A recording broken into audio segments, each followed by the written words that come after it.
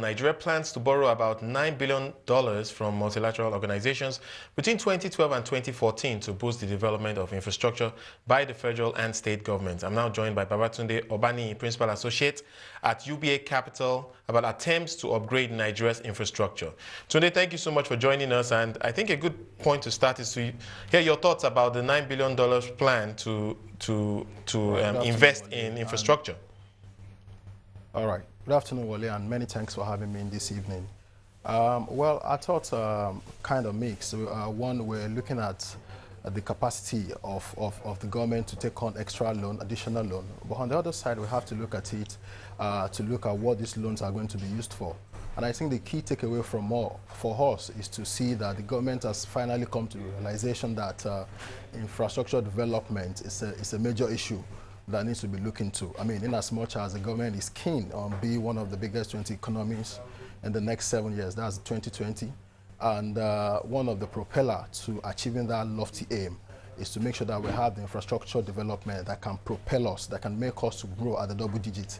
And I think that's coming to bear from the discussions they had at the National Economic Council yesterday, presided by the Vice President, and where they came up with the decision to get a loan of $9 billion. I mean, that shows clearly that from what we used to have, where government used to be the sole financier of infrastructure projects, there needs to be a paradigm shift from that position to a position where you can have a kind of mix of the PPP, the private sector, and also the government coming together to finance the deficit that we currently have.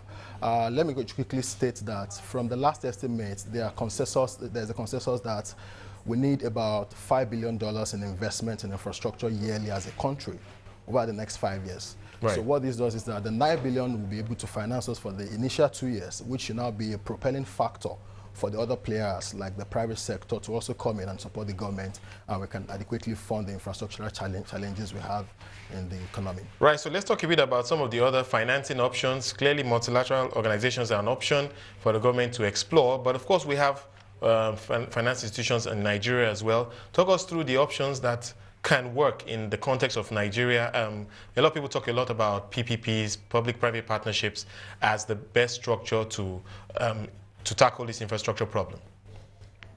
Well, let me take it from the last point about the PPP. Of course, PPP for an emerging economic class is, I mean, it's a very, very good idea, meaning that you have a public-private partnership where the government creates an enabling framework for the private sector to come and invest in an infrastructure project. And I think that's what the government has done with the setting up of ICRC. Yeah. The government has done so much work, but I think that they still need, I mean, they need to do more in that space to make sure that they are credible projects.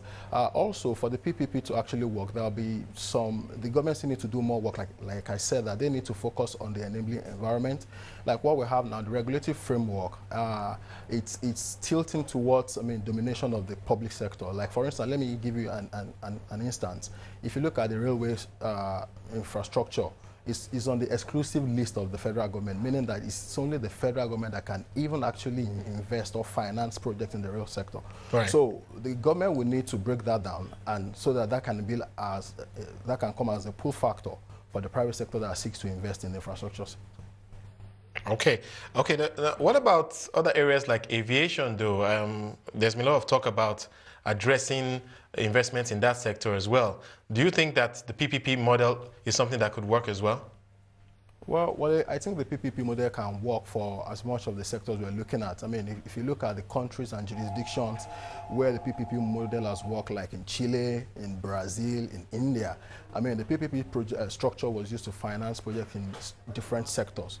But what is key here is also that we also need to look at other things that we need to do, I mean, within the economy to make sure that this private financing that we need for infrastructure projects comes handy. And the first thing where we have to start for is to look at the banking sector. As it is now, like I said, that the government will need to do a lot on its part to make sure that the framework is robust enough to bring on board the private sector.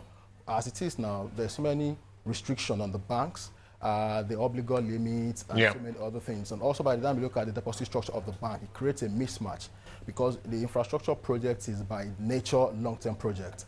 And if you look at the deposit end that the banks are using to finance this project, they're on the shorter end. So there need to be a lot of work on the part of the government and the agents of government like the CBN, like the PENCOM, to make sure that they create an avenue that is good enough for the private sector to come and invest in infrastructure.